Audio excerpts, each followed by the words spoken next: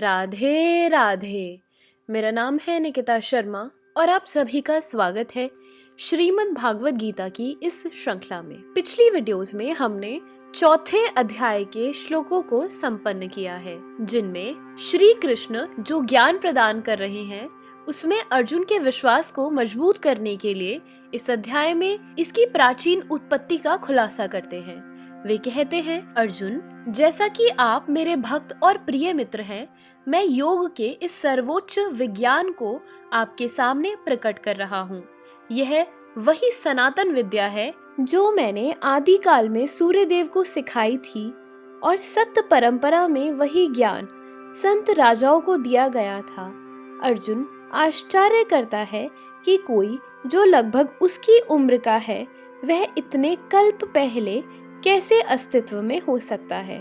तो श्री कृष्ण इस अध्याय में अर्जुन की इस शंका का निवारण करते हैं। चलिए आज बढ़ते हैं 5वें अध्याय की ओर, जिसका नाम है कर्म संन्यास योग, जिसे बहुत सी पुस्तकों में कर्म योग, कृष्ण भावना भावित कर्म भी कहा जाता है। तो श्रीमद् भागवत गीता के 5वें अध्याय के पहले श्लोक में अर्जुन कहते हैं, संन्यासम कर्मणाम कृष्ण पुनर्योगम च शंससि यत् श्रेय एतयोरेकम तन्मे ब्रूहि सुनिश्चितम। अर्थात अर्जुन ने कहा, हे कृष्ण, पहले आप मुझसे कर्म त्यागने के लिए कहते हैं और फिर भक्ति पूर्वक कर्म करने का आदेश देते हैं। क्या आप अब कृपा करके निश्चित रूप से मुझे बताइए, इन दोनों में से कौन अधिक लाभप्रद है। भगवत गीता के इस 5वें अध्याय में भगवान बताते हैं कि भक्ति पूर्वक किया गया कर्म शुष्क चिंतन से श्रेष्ठ है। भक्ति पथ अधिक सुगम है क्योंकि दिव्य स्वरूपा भक्ति मनुष्य को कर्म बंधन से मुक्त करती है। द्वितीय अध्याय में आत्मा तथा उसके शरीर बंधन का सामान्य ज्ञान बतलाया गया है। उसी में बुद्धि योग अर्थात बुद्धि द्वारा इस भौतिक बंधन से निकलने का भी वर्णन हुआ है।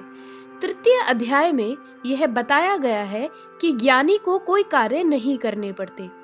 चतुर्थ अध्याय में भगवान ने अर्जुन को बताया है कि सारे यज्ञों का पर्यवसान ज्ञान में होता है, किंतु चतुर्थ अध्याय के अंत में भगवान ने अर्जुन को सलाह दी है कि वह पूर्ण ज्ञान से युक्त होकर उठ करके युद्ध करे।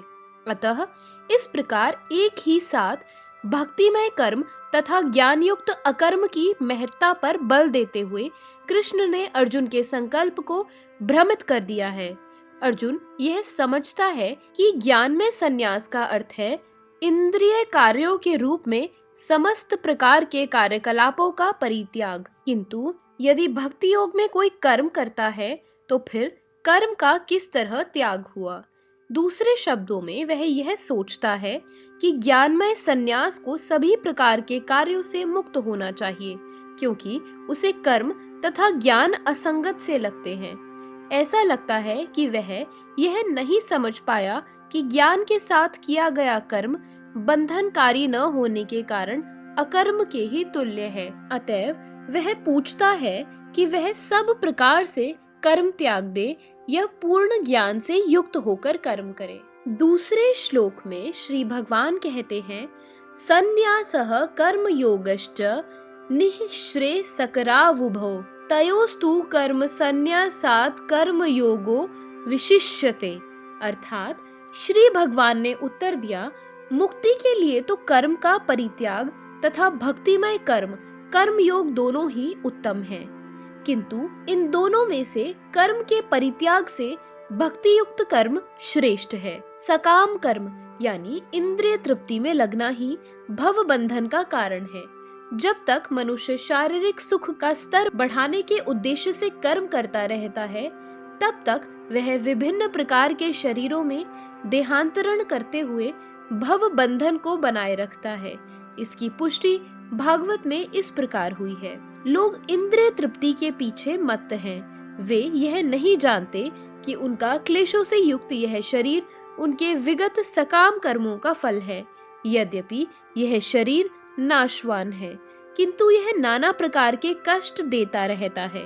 अतः इंद्रिय तृप्ति के लिए कर्म करना श्रेयस्कर नहीं है।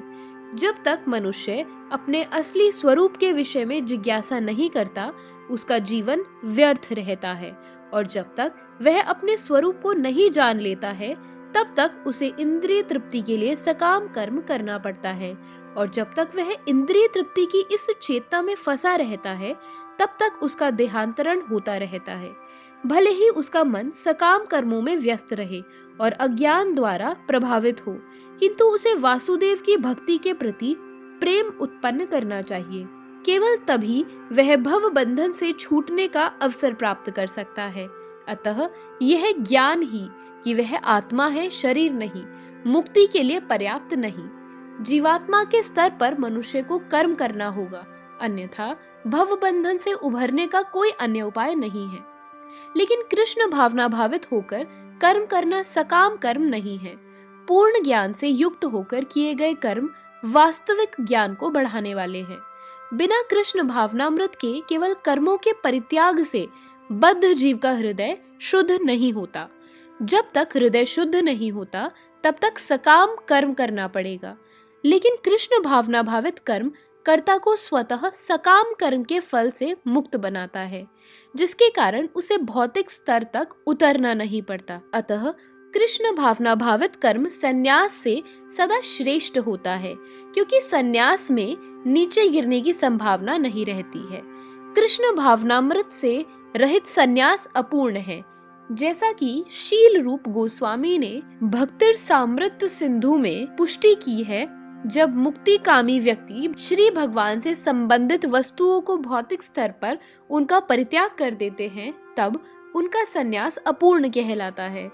संन्यास तभी पूर्ण माना जाता है जब यह ज्ञात हो कि संसार की प्रत्येक वस्तु भगवान की है और कोई किसी भी वस्तु का स्वामित्व ग्रहण नहीं कर सकता। वस्तुतः मनुष्य को यह समझने का प्रयत्न करना चाहिए कि उसका अपना कुछ भी नहीं है, तो फिर संन्यास का प्रश्न ही कहाँ उठता है। जो व्यक्ति यह समझता है कि सारी संपत्ति कृष्ण की है, वह नित्य सन्यासी है। प्रत्येक वस्तु कृष्ण की है, अतः उसका उपयोग कृष्ण के लिए ही किया जाना चाहिए। कृष्ण भावना भावित होकर इस प्रकार का पूर्ण कार्य करना मायावादी सन्यासी के कृत्रिम वैराग्य से कहीं उत्तम है। तो इसी के साथ आज के श्लोकों की वीडियो समाप्त होती है। अगर आप सभी लोग श्रीमद् भागवत गीता की इस श्रृंखला में हमारे साथ हैं, तो यह अद्भुत ज्ञान आप अपने परिवारजनों और मित्रगणों के साथ जरूर शेयर करें, ताकि उनका जीवन भी सरल हो सके। तो चलिए मिलते हैं अब अगले श्लोकों के साथ एक नई वीडियो में।